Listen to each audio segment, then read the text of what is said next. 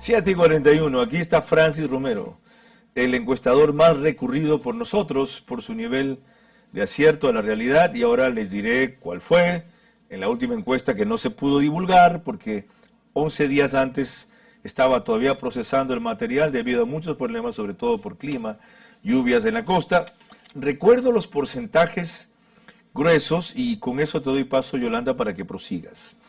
Encuesta anterior a febrero 7, última semana de enero, ya nos dirá exactamente la fecha Francis Romero, director de la encuestadora Click, pero era 37 Arauz, 30 Lazo, 19 Yacu, 14 Hervas, más o menos. No tengo aquí las notas que tomé porque no nos mandó ni siquiera esa documentación, con mucha desconfianza y toda razón. Yo respeto esa cuestión, no se preocupen. Yolanda, comienzas tú. Carlos, efectivamente, Francis, estuvimos con usted, lo tuvimos aquí el día viernes y comenzamos la semana con usted para hacer este análisis. Como ustedes saben, Francis Romero es el gerente, dueño, director de estudios de opinión pública e investigaciones de mercado, Click Research. ¿Qué pasó ayer? Hubo sorpresas. ¿Usted fue uno de los sorprendidos? ¿A qué se debe los resultados de ayer y qué pasó con sus propias encuestas? Yolanda, muy buenos días. Muchas gracias por la invitación. El día de ayer fue, yo creo, un momento especial para los ecuatorianos. Hemos visto cómo masivamente los ecuatorianos demostraron su amor por el país yendo a votar. El ausentismo no fue lo que se pensaba. Vemos que el ausentismo el día de hoy está bordeando el 18%. Esto es una buena noticia. Después, con relación ya a los resultados, básicamente estaba entre los escenarios posibles. Nosotros habíamos visto que quien lideraba la intención de voto y ganó la primera vuelta era quien ganó. Donde había un poco más de dudas era en la posición en la que iba a quedar Guillermo Lasso, quien en la última semana realmente le fue muy mal. Yacu Pérez siempre se mencionó que era el candidato que tenía menos rechazos, era el de mayor agrado por parte de los ecuatorianos.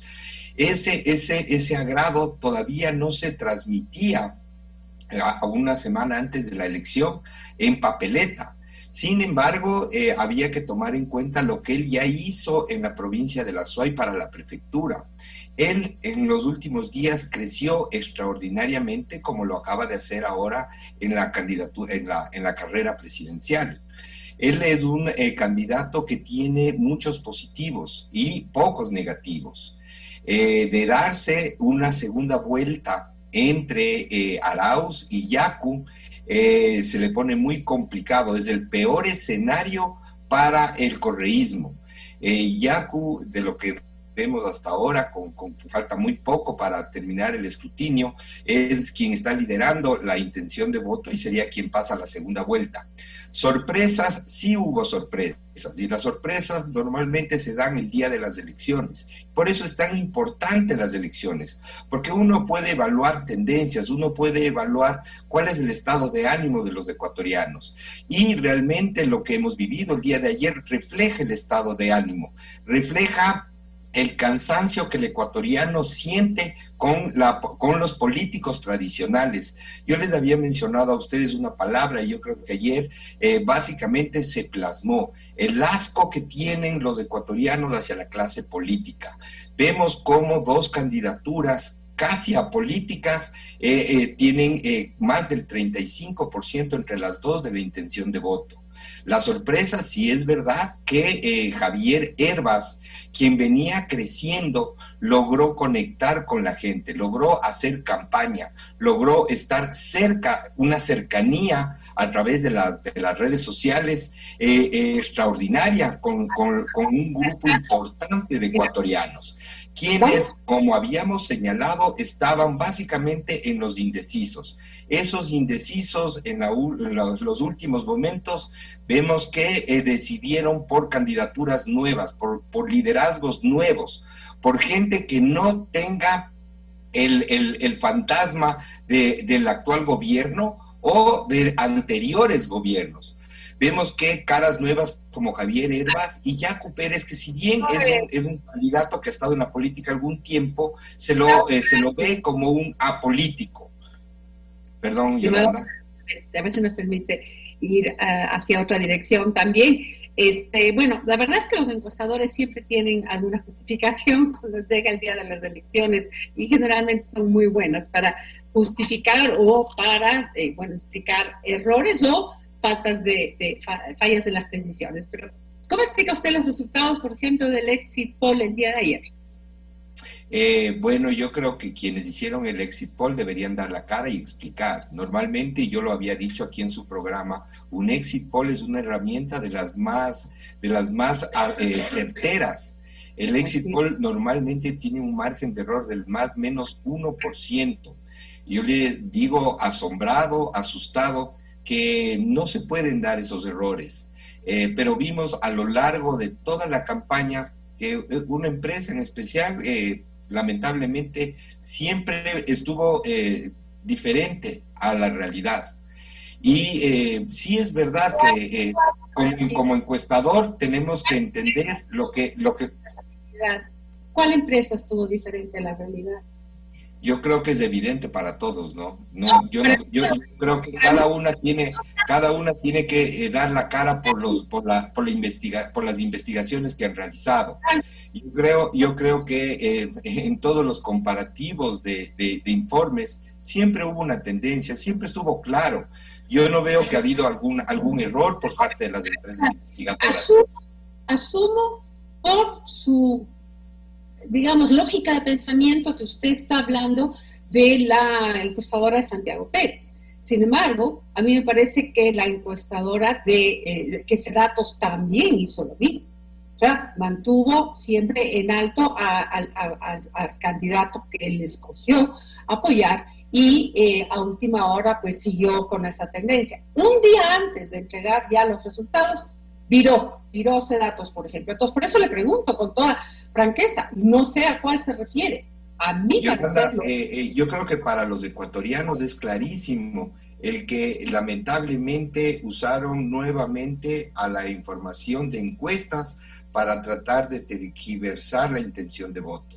Pero una vez más se prueba que las encuestas no inciden en la intención de voto. ¿Qué incide en la intención de voto? Es el estado de ánimo del ecuatoriano y básicamente las campañas. Quienes han logrado conectar con el electorado son las que se han visto beneficiadas con el voto. La estrategia que implementó cada una de las campañas tuvo sus cosas positivas y sus cosas negativas, pero hay que reconocer que el de mayor crecimiento, el de mejor comunicación, el de mejor cercanía con el electorado, sin duda alguna fue Javier Hervas, que arrancó de cero y poco a poco fue creciendo y tomando protagonismo. Yacu Pérez ya tenía una trayectoria política, ya tenía unos fundamentos importantes para llegar a un electorado joven, a un electorado que buscaba una alternativa diferente a los dos candidatos que estaban liderando en esos momentos la intención de voto. Sin embargo, perdón.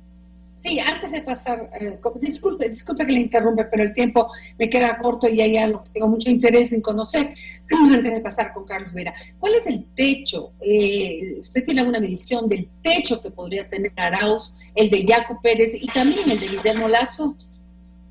A ver, de los escenarios que nosotros hemos hecho en segunda vuelta, realmente podemos sacar una primera conclusión, que la segunda vuelta es otro partido, empieza de cero. Empiezan de cero, obviamente, con la votación que acaban de obtener en la primera vuelta.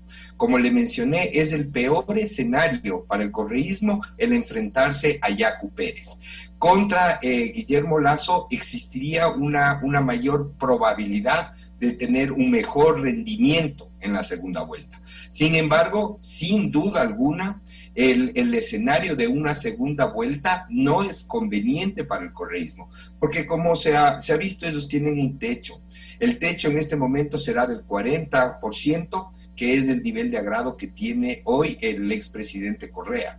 Obviamente hay que ver qué acuerdos y qué es lo que proponen en esta segunda vuelta. Sin embargo, de darse una segunda vuelta entre Yacu y Arauz, yo creo que tiene más probabilidades de ganar Yacu. Muchas gracias. Vamos con Carlos desde Guayaquil nuevamente. Bueno, yo entiendo, Francis, buenos días, yo entiendo su Carlos, buenos días. Ética respecto a otros encuestadores. Lo que siempre dijeron, lo que no se dio fueron sedatos y clima social. Primero porque registraban siempre ganador a Guillermo Lasso, hasta que cercanos a la elección tuvieron que decir lo que verdaderamente encontraban. Y los otros, porque establecían que barría Arauz en primera vuelta y no había segunda, en clara intención en ambos encuestadores de inducir al triunfalismo y al voto, cosa que se ha determinado, como tú decías, que en buena medida las encuestas no determinan. Ahora, las cifras que cité de tu última medición, los dos primeros estoy seguro que sí, 37-30. Las otras 19 Yacu, 14 Hervas, ¿son esas o anoté mal? Son parecidas. Sin embargo, es importante mencionar, Carlos, que a pocos días de la elección, nosotros señalamos que había un todavía importante grupo de indecisos.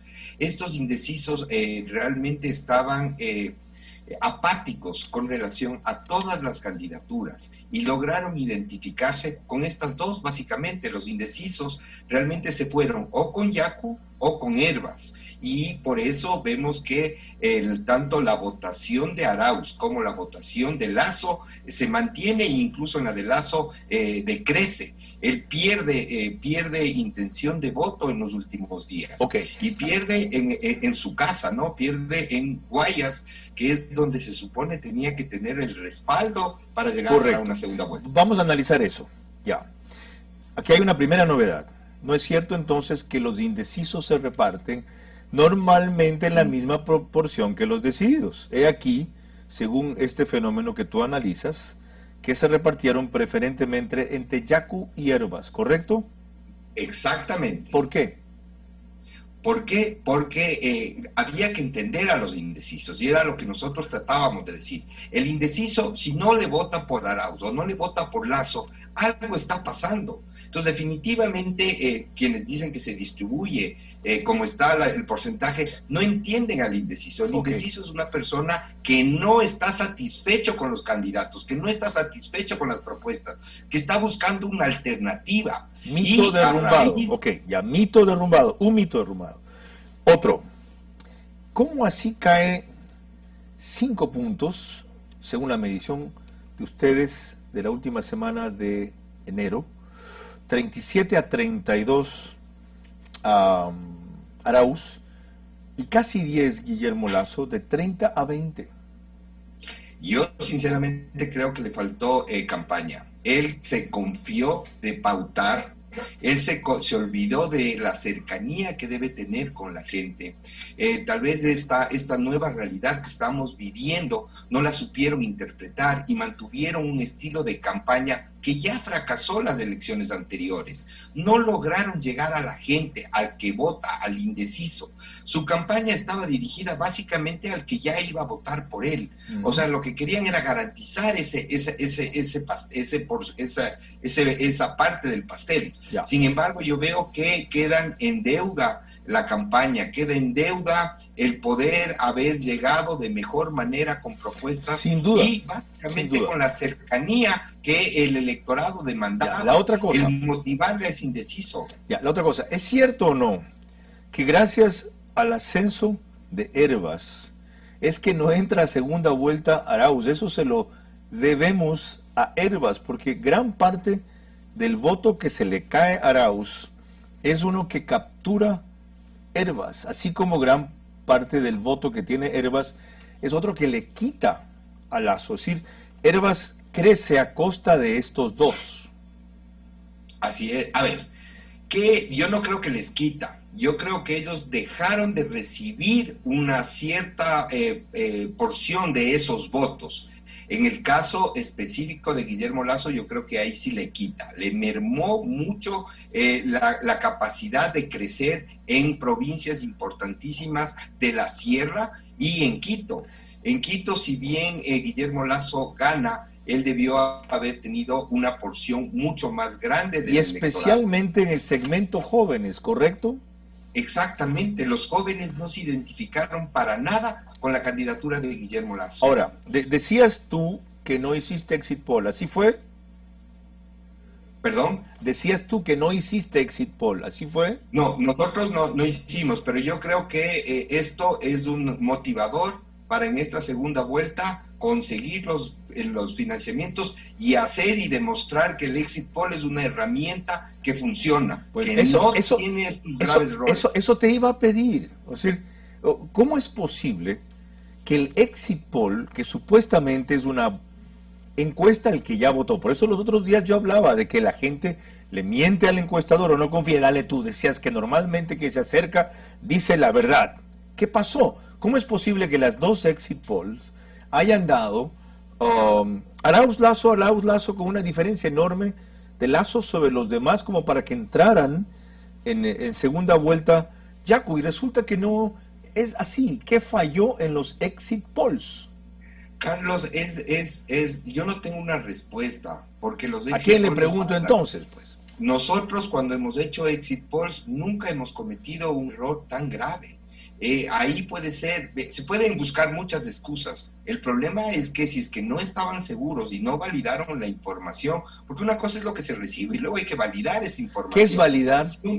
Validar es garantizar que los resultados que se obtuvieron corresponden a la realidad. Y eso se hace en base a una supervisión. Justamente lo que usted mencionó, Carlos. Si es que yo voy y le pregunto a una persona y esa persona me dice un nombre diferente del que votó, uno tiene que validar esa información. Luego pero ¿cómo puedes saber eso? ¿Cómo puedes validar un exit poll antes de tener conteo rápido, proyección de resultados oficiales? No puedes validar. Si alguien te miente, ¿cómo validas que te mintió o no? Carlos, se vuelve a hacer un muestreo de las encuestas levantadas, se vuelve a llamar y se verifica la información que se dio. Lo que llaman la tercera toma. Cuando no hay concordancia, simplemente se reemplaza. Lo que llaman la tercera toma ustedes. Claro, hay 3 tomas, Carlos, hay 3 tomas. 9 de la mañana, 11 de la mañana, 1 de la tarde. Exactamente, y ahí uno ya sabe qué es lo que puede pasar. ¿Qué es importante? Yo no quiero defender a las empresas, yo creo que ellos tienen que dar la cara y explicar, porque el gravísimo error y a dónde nos han llevado con esos resultados es lamentable, porque ya generan dudas, y generan dudas en algo que no tiene nada que ver, que es el proceso electoral. Una cosa son los resultados de los exit poll, otra cosa son los resultados oficiales, y eso es lo que tenemos que saber diferenciar. Lamentablemente la gente ve esos resultados y los asume como reales. Ok, por si acaso, en mi caso, Francis, yo no pido explicaciones a quienes no les creo, entonces, simple, y desde hace rato conozco la jugada. Anoche Santiago Pérez era el non plus ultra en Ecoavisa, allá ellos, y lo mismo respecto a la otra, la encuestadora. Allá ellos. A ti te pido explicaciones porque en ti creo. Muchas gracias, Carlos. Y de lo que he contrastado entre la evolución de tus mediciones y lo que se da en la realidad, hay mucha cercanía. ¿Algo más? Sí, Carlos, yo creo que es el momento para reafirmar el compromiso de lo que la mayoría de los ecuatorianos busca. Busca ya un cambio enorme en cuanto a la presencia de los políticos. Los políticos, los ecuatorianos ya no quieren lo mismo. Tenemos que entender que más del 35% de los ecuatorianos votaron por algo nuevo. Y esa es la tónica que hay que entender y sintonizarle para de alguna manera buscar una unidad que permita al país solventar todas estas crisis que estamos viviendo en el día de hoy. Okay. Yo le agradezco mucho por la invitación y será un gusto poder seguir compartiendo los resultados que vamos a ir levantando a lo largo de esta segunda. Francis, si no me equivoco, esta noche tenemos un segundo round de NTC. No, Carlos, le pido ¿No puedes venir? pero no voy a poder viajar hoy día. Ok, Ok, sacaré un fragmento de lo que aquí utilizamos. Un abrazo, gracias. Muchas gracias, Carlos. Son las 8.